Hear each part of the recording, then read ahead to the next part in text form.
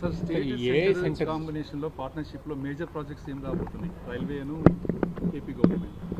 రైల్వేకి సంబంధించి ఆల్రెడీ బడ్జెట్లో చాలా స్పష్టంగా కేటాయింపులు చేశారు. వస్తున్నాయి, చాలా స్పష్టంగా కేటాయింపులు జరిగినాయి. ఇప్పుడు ప్రాజెక్ట్స్కి వచ్చేగల ఐటీ ఎలక్ట్రానిక్స్ రంగానికి వచ్చేగల పెద్ద ఎత్తున ప్రైవేట్ సెక్టర్ పెట్టుబడులు పెడుతున్నాయి. అవన్నీ ఆంధ్ర రాష్ట్రానికి తీసుకురావాలంటే ఎలాంటి వాతావరణం ఏర్పాటు చేయాలి, అదేవిధంగా కేంద్ర ప్రభుత్వంలో కొన్ని చట్టాలని సవరణ చేయాలని నేను కోరాను. ఇప్పుడు డేటా సిటీ వచ్చేగల ప్రపంచవ్యాప్తంగా ప్రతి సంవత్సరం $300 బిలియన్ ఇన్వెస్ట్ చేస్తున్నారు ఈ సెక్టర్లో.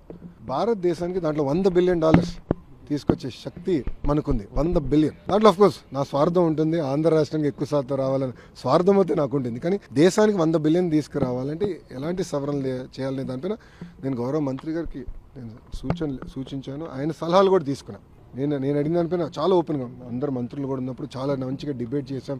ఏం చేస్తే బాగుంటుందని కూడా ఆయన కూడా సలహాలు ఇచ్చారు. తిరిగి వెళ్ళిన తర్వాత కొన్ని కంకరెంట్ సబ్జెక్ట్స్ కొన్ని మార్పులు చేర్పులు స్పీడ్ ఆఫ్ డూయింగ్ బిజినెస్ చేసేదానికి ఆయన కూడా సలహాలు ఇస్తాం జరిగింది.